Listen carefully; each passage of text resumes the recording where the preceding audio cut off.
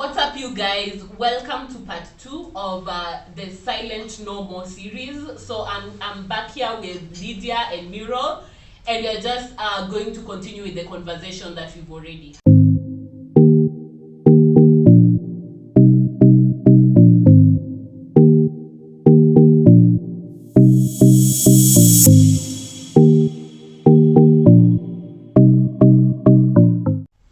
Yeah, so during our last episode, Lydia shared her case, a story with us.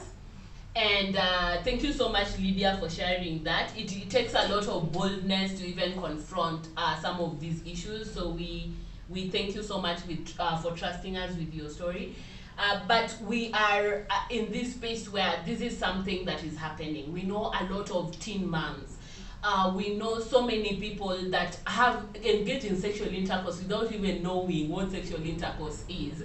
But we have the society on this other side vilifying teen moms and making them feel bad about their scenario. Yet it's an act of society failure when it comes to a point where our teenagers are not even equipped with enough information to be able to not get pregnant. And that is not even the problem of teenagers, it's the problem of the society. How are we raising our children? Are we actively raising our children? Do we know when our children are going through issues? Because most of the time they go into relationships early just because of that attention, and they need to just feel loved and cared for. And then they might end up in the hands of a perpetrator or someone who does not really care about them. So I'll welcome Lydia back. You mentioned earlier that you had your daughter when you were 14. And throughout that journey, there's a way the society reacted. Maybe you can tell us, how did the society take that? Okay, at first, before I even go to the society, me myself, I felt like this is the end of the world. Like, I'm not going to school anymore. Remember, I was in Form 1. So I just got the scholarship. Imagine, just landed the scholarship in my hand, like, because I had no one to take me to school, and I had gotten somebody to take me to school, and immediately I'm getting pregnant. So I'm like, this is it. This is the end. So my head was not functioning. Like, nobody was there. Like, I was blaming myself, I was blaming the society, I was like, I even took alcohol. I'm sorry to say this, like, I was taking alcohol to say, like, I wanted to die. Like, I was seeing my life, I've wasted my life so much, like, I don't even have to live anymore. So can you imagine going back to school? Like, I had decided that I'm going back to school. So I'm seated in class with my classmates. So the classmates, and our school was mixed school. So in mixed school, you get people who are like boys. They are not well taught. They don't know what is happening in the ground. So they judge you. Yeah. I went through judgment that it also messed up my mind. So, like, if anybody speaks, they speak of a girl who had sex. Like, you had sex, now she's pregnant. Everybody's looking at you. And you even find the leaders in school, they're not even protecting you. They're not even giving you the advice that you should. I'm telling you for sure, nobody sat me down. Even a counselor, even the school nurse, even nobody sat me down to even tell me, how do you feel? Like, how do you feel right now? I know most of the youths outside there, most of the teenage moms outside there, they also don't have people to tell them these things. But how I wish you find somebody to talk to, and how I wish you trust in God, and how I wish you should just, like, believe in yourself. Just believe in yourself, and know that. Believe in yourself and believe in God, and you just know that you are going to do this. Yes. Just believe in yourself that this is not the first time that this is happening to someone. Just know that you're also a person, and your feelings are also very important. And I think you should also trust in yourself and trust in the process. Just get one person who you can share with. Like in my situation, I shared with my age mate, and she understood me, and she was working with me. Each and every time she defended me from people. I'm telling you, a girl like me. So imagine if the elders, even the school principal, didn't even talk to me, didn't even know how I felt, and this girl of my age could understand what was happening in the ground, and she managed to protect me. She managed to at least give me advices, which I don't even know if they were like educative enough, but they were. That's why I'm here today. I'm here because I'm a champion and I've walked out of it, and I'm really, even right now I'm still here, but no elderly person who was supposed to be talking, even the social worker did not even talk to me. So it's a matter of believing in yourself and trusting the process and just seeing like it happened. Let me just pray to God and let me just do you. Yeah. After doing you, God will also do his part. Yeah, thank you so much, Lydia. And on that note of trusting the process, Lydia, Mural, as someone who is an expert, and from what Lydia has mentioned of how she felt and how the society felt back, like it wasn't from an empathetic point, what do you think needs to be done? And from also a professional angle, what do you think needs to be done so that when someone comes to you as a pregnant teenager, what are some of the steps you need to take with them professionally from a counseling point of view, so that then someone does not go through a mental breakdown? So thank you so much, and Lydia, you're such an amazing woman. Thank you so much for sharing your story. It's 1 out of 100 who come out to share their stories. I know, though you are still in the process of healing, I know when you look at your baby, sometimes you feel like, I do. Yes, I do. She's so pretty, yeah? Yeah, she's a pretty girl. Yeah, so thank you so much for that. So what happened to Lydia happens to like 1 out of 3 girls, like we said, and rape and defilement is even happening now as you're here talking right now. Girls are being defiled and raped. So when it happens to you, just take it, accept it. It has happened. Then choose your support system. Who can I share this thing with? Yeah. So thank you so much. You trusted your friend. Yes. And also, if you don't have a friend you can trust, maybe your friend is so mouthy. So it was good that your friend was the one you can trust. So number 1, tell somebody you trust. Then when you find out that it leaks out, remember right now you are going through depression, you are traumatized. Like Lydia said, she entered into using alcohol to suppress the feeling, and also when you use alcohol you tend to sleep, so the time that you get to go through that emotion and feelings goes down. So most of the young people will do that. So when somebody starts talking to you like, you know, you took yourself to a man, then right now you are saying that you are raped, you are pregnant, you can't go back to school, you took yourself out there, you wore something short. It's none of your business at that moment. What you need to do is focus on you. So when you come to us, we know that at that moment you're going through a major depressive time, and we'll work on counseling you to make sure that you don't go through depression. Then another thing, rape and defilement is very traumatic. You can go to sleep, then you see what really happened then and there, and you wake up. So you find that you'll be having insomnia. Maybe it will be a total insomnia that you can't sleep during the day or even at night. So take it slow. Healing is a process. Talk to someone you trust. And as we said in our first episode, we'll take you through counseling. Yeah, so thank you so much. And so specifically for mothers and fathers who have a teen mom, what is your advice to them? What can they do to make the process easier for the girl? Because the situation has happened, and as you say, the first point is acceptance. So the girl has accepted. What is the journey with the parents? Because at times it's the parents who are panicking, and they are making the process even more difficult for the teen mom, pushing them towards suicidal thoughts like Lydia mentioned, and that is not what we really want. So what is your advice for parents emotionally, so that they can ensure that their child is emotionally stable? And then I will throw the same question to Lydia. Okay, so as a parent, all I want you to think about is the moment you announce to your husband or you got the message that you are pregnant, what really happened to you? And when you gave birth to this child, what did you decide that you'll do? So you took the message up positively, brought up your son or daughter in a good way. So that is how you should take it. Don't humiliate your child. That's the moment they need you the most. Sit them down. Let them tell you how it happened. Don't beat up your child that we know you always dress like this, you go out to please people, even your uncles can do this.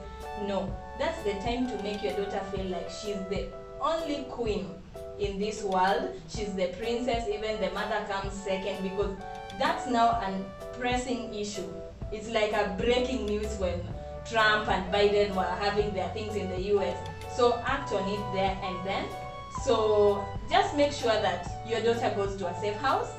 Always be visiting her there, and remember, it has a lot of trust issues and a lot of people are talking. So when you're going to see your daughter in the safe house, I'll advise that you don't go with even it's enough just the mother and the father. If you don't have a wife, you can go alone. If your husband died or something, just go alone as the mother. Don't carry like the whole people, because maybe the whole village, because maybe somebody maybe like wanted to do it and she managed to escape it. Then how about if you come with that person who did that to her? Because at that moment everybody's like, she also don't want to say that it's so and so who did it. Maybe she doesn't even. And remember, people who rape and defile us, we know them so well. Nobody will come from Nairobi to rape somebody in Kisumu. It's somebody just in your village, just around your house, the neighbor next door, the uncle who gives you good things, your cousins, your brothers, your friends from school. So I'll tell the parents to take it slow on their daughters. I know it might be hard for parents and they may deny that, no, this can't happen to my daughter. So take it slow. I know you'll be angry, but just find a coping mechanism. If your daughter is going for counseling, you can also go with her. She might find it that when you accompany her for counseling session, she feels much stronger, she opens up because she's grown up with the two of you. She knows that when anything happens, it's my parents.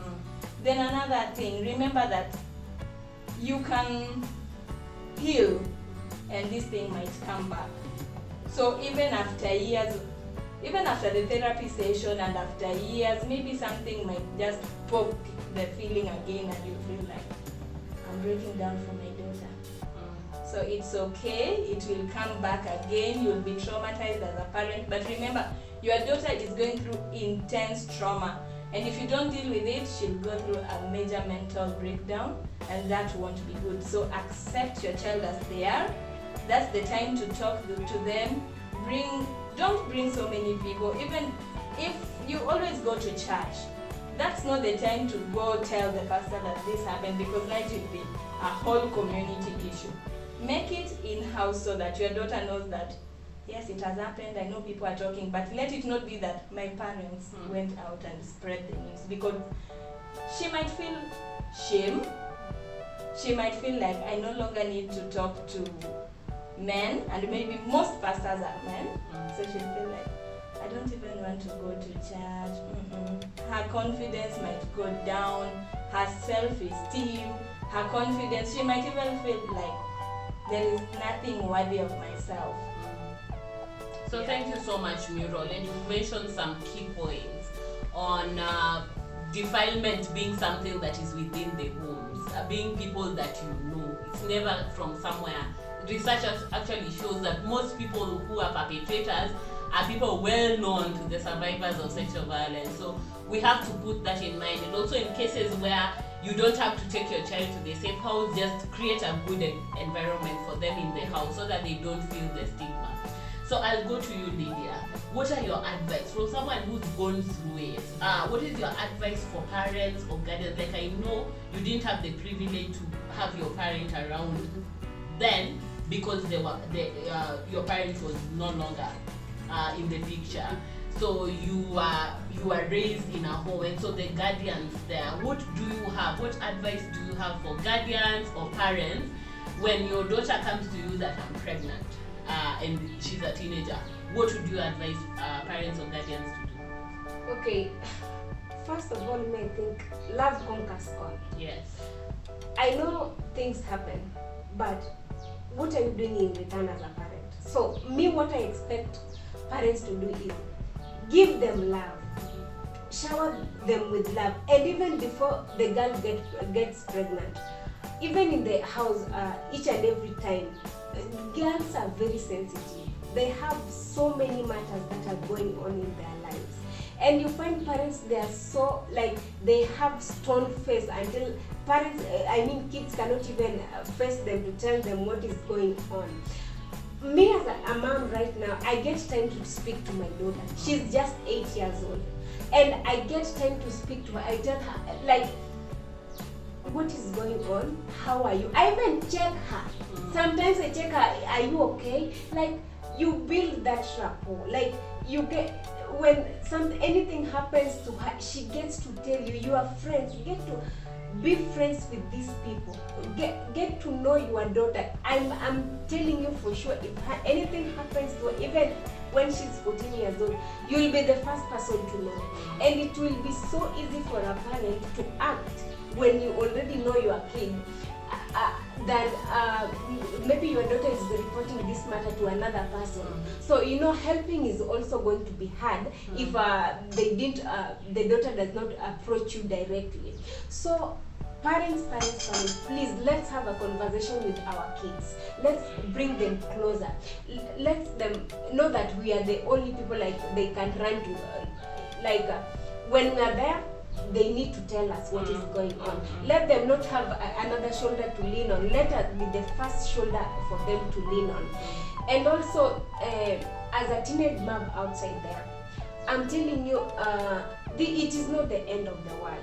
You can if I achieved my dreams, like right now I can say I'm living my dreams. I'm not special. We are the same. You can also achieve that dream of yours. Do not lose hope.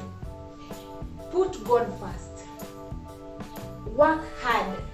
Just believe in whatever thing that you are doing, and I'm promising you for sure, God will never forsake you. Yeah. Thank you so much, Lydia. And so, as a parting shot from your end, just on that note that you've started, you can look straight into the camera and talk to a 14-year-old right now who is pregnant, does not know where to go, and everyone has forsaken them in terms of they don't have any support system. Just face the camera and speak to that 14-year-old. Okay, I'm telling that 14-year-old girl outside there that I know it's hard, I know it's emotional, I know it feels like you want to end your life right now, I know you feel like it is the end of the world. Well, I'm telling you it is not. Just identify that one person that you trust. Identify just one person. Go talk to that person. If you're pregnant right now, go deliver that child. Go deliver that child and go back to school. It doesn't mean that. Remember, I was in Form 1 when I gave birth, and I didn't repeat any class. And I'm right here, right now. And anything can happen. Everything is possible. Just know God loves you so much, and He'll never leave you alone. He will never leave you to walk alone. And if you trust in Him, He'll always fight your battles. And thank you. Thank you so much, Lydia. Thank you, Muriel, and thank you for sharing your story with us. As Muriel said, and I would reiterate, you're a very strong woman. Not very many people get to speak out. There are people who are still in that zone, that they are in a dark spot that they've been in a while. But in 8 short years, you've come out on the other side, and you have gone through college, and you are just, like you mentioned, you're living your dream. So just as she has mentioned, there is nothing that can limit your dreams. Your dreams are valid, and they will always be valid, so do not backtrack on those. And also, as we conclude, I just want to mention why we brought this series under Silent No More. If you're in Kenya, you need to know that anyone who is under 18 is out of bounds. anyone who is under 18, if you have sexual intercourse with anyone who is below the age of 18, you're committing a crime known as defilement. And you can go in for 1 year imprisonment. It does not defense, you cannot bring a defense in court that she agreed, that I talked to her and she agreed. It's because children do not have capacity to consent. And I've seen around social media so many people saying that, but they are mature. Children are mature nowadays, so long as she is a child. Keep your hands off children. And let's create a society that is very protective towards our children. If you hear that someone has defiled a child, do not keep quiet. If you hear there's a teen mom, they have to track, you guys have to track where that pregnancy came from, and to put that man behind bars, because that is an act of defilement. So in your community, stay woke. Do not protect perpetrators, because that is how we perpetuate this culture of defiling children and defiling the next generation, really. Because if we have hope in the next generation, we must protect that generation. So take care of yourself. If you're a mom or a dad or a guardian, take care of your child. Have conversations with them. Tell them what sexuality is, so that someone does not take advantage. In our work, day-to-day work, we've met children who do not know what sex is when they were having sex.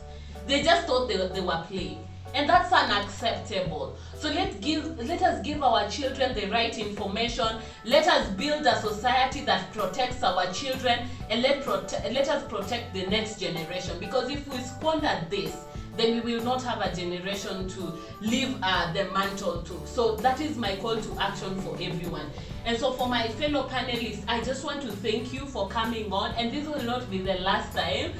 There will be a regular in this channel. If you have any question, please comment on the comment box. We'll be able to reach out to you, and the email that will be right here, so that you will be able to get in touch with you directly. If you need to talk to Lydia or to Mural, reach us and we'll be able to connect you to them. So until next time, take care of yourself, take care of your children, take care of your community, and make sure that you live in a perpetrator-free society. Report any incidents of sexual violence in your community. Do not be silent, and make sure that this stigma is broken, so that we do not make the victim or the survivor look at the person who did the mistake. So until next time, see you, and keep subscribing, keep commenting, keep sharing, and let's make this channel get to 1,000 subscribers. Thank you guys, and until next time, bye.